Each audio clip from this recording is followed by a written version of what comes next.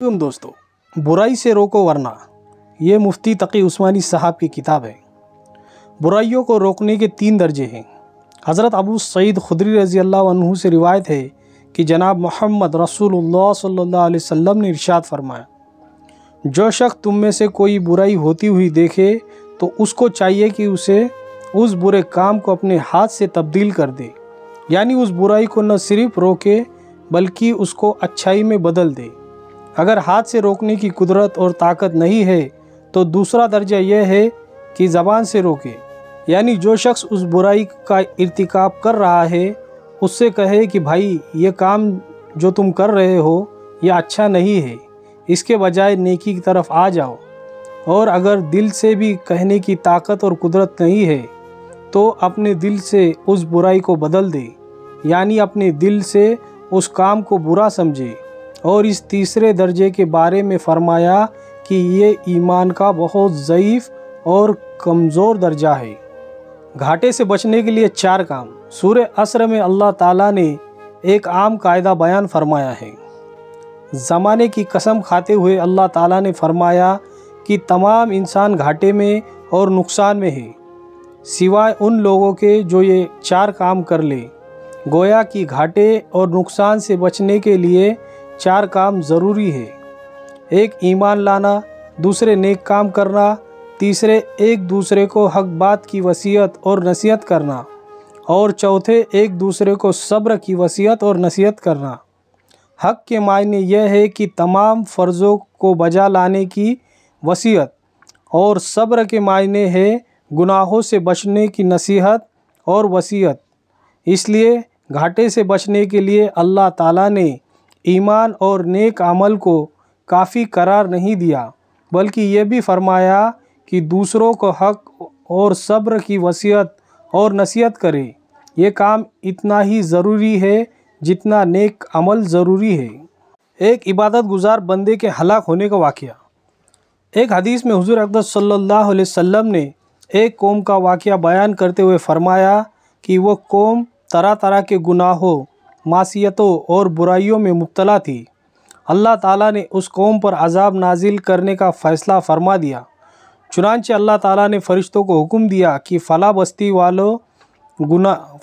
वाले गुनाहों और नाफरमानियों के अंदर मुब्तला है और उस पर कमर बांधी हुई है, तुम जाकर उस बस्ती को पलट दो, यानी ऊपर का हिस्सा नीचे और नीचे का हिस्सा ऊपर कर दो और उनको हलाक कर दो। हज़रत जिब्रील अलैहिस्सलाम ने अर्ज़ किया कि या अल्लाह, आपने फ़ला बस्ती को उलटने का हुक्म दिया है और उसमें से किसी को अलग नहीं फरमाया, बल्कि पूरी बस्ती को तबाह करने का आपने हुक्म दिया है।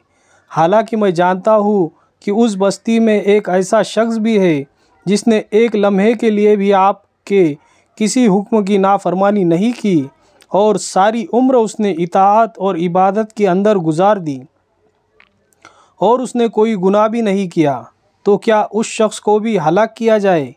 अल्लाह ताला ने फरमाया, हाँ जाओ, पूरी बस्ती को तबाह कर दो और उस शख्स को भी तबाह कर दो, इसलिए कि वह शख्स अपनी ज़ात में बड़े नेक काम करता रहा और इबादत और इताअत में मशगूल रहा, लेकिन किसी गुनाह को होता हुआ देखकर उसके माथे पर कभी शिकन यानी सलवट भी नहीं आई और किसी गुनाह को बुरा भी नहीं समझा और उसका चेहरा बदला भी नहीं और उन गुनाहों को रोकने के लिए न कोई कदम उठाया, इसलिए उस शख्स को भी उसकी कौम के साथ तबाह कर दो।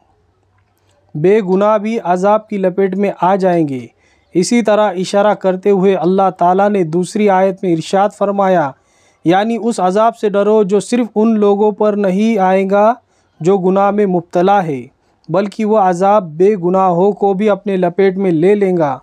इसलिए कि ये लोग बज़ाहिर तो बेगुनाह थे, लेकिन जो गुनाह हो रहे थे उनको रोकने के लिए उन्होंने कोई कदम नहीं उठाया, न ज़बान हिलाई और न उन गुनाहों को होता हुआ देखकर उनके चेहरे पर शिकन आई, इसलिए उन पर भी वह अज़ाब आ जाएगा।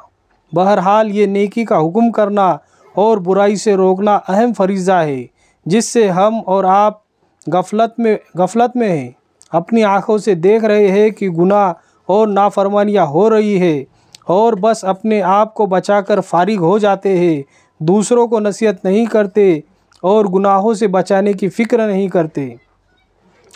बुराइयों को रोकने का पहला दर्जा जो हदीस मैंने शुरू में तिलावत की थी, उसमें हुज़ूर अक़दस सल्लल्लाहु अलैहि वसल्लम ने बुराइयों से रोकने के 3 दर्जे बयान फरमाए हैं।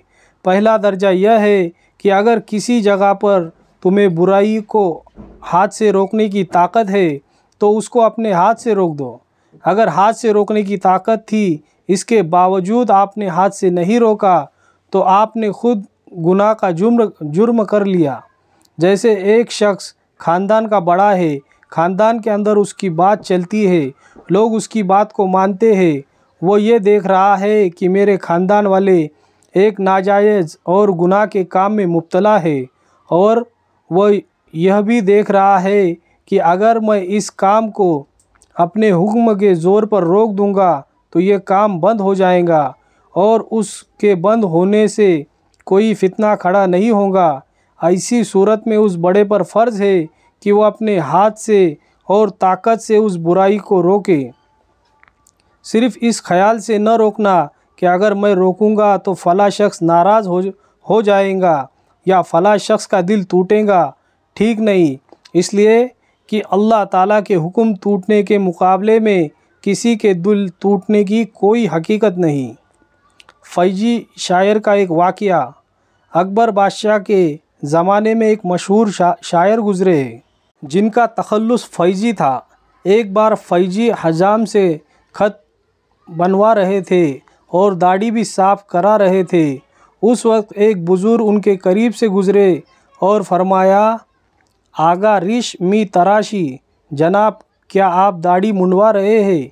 क्योंकि फ़ैजी शायर इल्म व फ़ज़ल के मुद्दई थे। उन्होंने ही कुरान करीम की बग़ैर नुक्तों की तफसीर लिखी है। उन बुज़ुर्ग का कहना यह था कि तुम आलिम हो, तुम्हें सरकार दो आलम सल्लल्लाहु अलैहि वसल्लम की सुन्नत के बारे में इल्म है, फिर भी तुम ये काम कर रहे हो। जवाब में फ़ैजी ने कहा, बले रिश मी तराशम, दिले कसे नमी खराशम। जी हाँ, मैं दाढ़ी मुंडवा रहा हूँ, लेकिन किसी का दिल नहीं तोड़ रहा हूँ, किसी का दिल तो नहीं दुखा रहा हूँ। गोया कि फ़ैजी ने ताना देते हुए कहा कि मैं एक गुनाह कर रहा था, लेकिन तुमने मुझे ये कहकर मेरा दिल तोड़ दिया। जवाब में उन बुज़ुर्ग ने फरमाया, वले दिले रसूलुल्लाह मी खराशी, किसी और का दिल तो नहीं तोड़ रहे हो, लेकिन रसूलुल्लाह सल्लल्लाहु अलैहि वसल्लम का दिल तोड़ रहे हो। इसलिए कि सरकार दो आलम सल्लल्लाहु अलैहि वसल्लम ने तो मना फरमाया है कि ये काम मत करो, इसके बावजूद तुम कर रहे हो। दिल टूटने की परवाह न करे। बहरहाल लोगों में जो ये बात मशहूर है कि दिल न दुखाना चाहिए, तो बात यह है कि अगर मोहब्बत, प्यार और शफ़क़त और नरमी से जलील किए बग़ैर वो किसी दूसरे शख्स को मना कर रहा है कि ये काम मत करो, इसके बावजूद उसका दिल टूट रहा है, तो टूटा करे, उसके टूटने की कोई परवाह न करे। क्योंकि अल्लाह और अल्लाह के रसूल सल्लल्लाहु अलैहि वसल्लम का हुक्म दिल टूटने से ज़्यादा बुलंद है। लेकिन इतना ज़रूर करे कि कहने में ऐसा अंदाज़ इख्तियार न करे जिससे दूसरे का दिल टूटे, और उसकी तौहीन न करे और उसको जलील न करे, और ऐसे अंदाज से न कहे जिससे वो अपना हल्कापन महसूस करे, बल्कि तन्हाई में मोहब्बत से, शफ़क़त से उसको समझा दे। उसके बावजूद अगर दिल टूटता है तो उसकी परवाह न करें। वीडियो पसंद आया तो वीडियो को लाइक करें और ऐसे वीडियो देखने के लिए हमारे चैनल को सब्सक्राइब करें। जज़ाकल्लाहु खैर।